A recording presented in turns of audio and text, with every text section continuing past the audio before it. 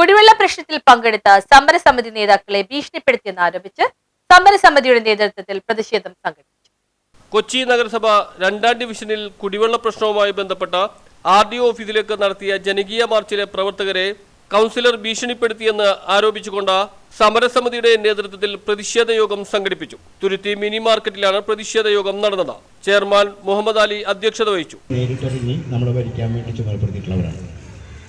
അതുകൊണ്ട് അവർ പറയുന്നതെല്ലാം വേദവാക്യമാണ്. അതൊന്നും ഒരു കടും മണി വ്യത്യാസമില്ലാതെ നടപ്പാക്കലും ബാധിച്ചതാണ്.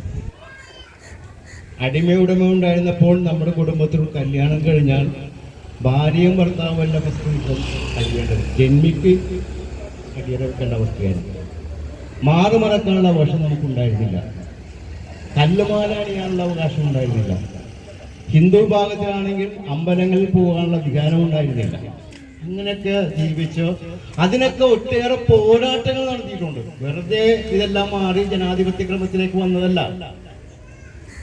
ഇതെല്ലാം പോരാട്ടത്തിനും നിങ്ങൾ ഉൾപ്പെടെയുള്ള സ്ത്രീകൾ ഉൾപ്പെടെയുള്ള എല്ലാവരും തോളോട് തോൾ ചേർന്നുകൊണ്ട് നടത്തിയ പോരാട്ടങ്ങളുടെ ഭാഗമായിട്ടാണ്. നിങ്ങൾ ചില സിനിമകൾ കണ്ടിട്ടുണ്ട്.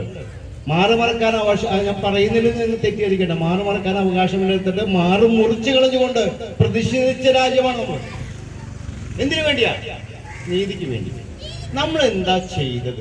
ടി എ സുധീർ സ്വാഗതം ആശംസിച്ചു. പൊതുപ്രവർത്തകരായ സാബു അലി, മുഹമ്മദ് അബ്ബാസ്, PK ഷിഫാസ്, KS നാസർ, സുമയ്യ തുടങ്ങിയവർ സംസാരിച്ചു.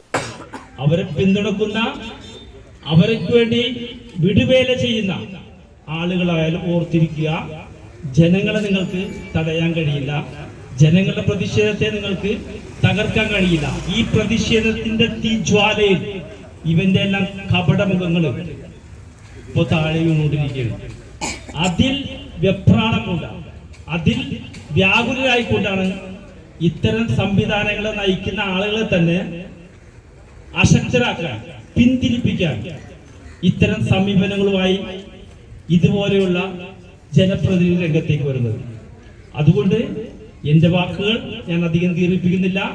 ഒറ്റ വാക്കിൽ പറയുകയാണ്, ആര് തന്നെ തടഞ്ഞാലും ശരി, ഒരു ജനങ്ങൾ അനുഭവിക്കുന്ന ദുരിതങ്ങൾക്ക് വേണ്ടിയുള്ള പോരാട്ടം. News bureau, fort Kochi.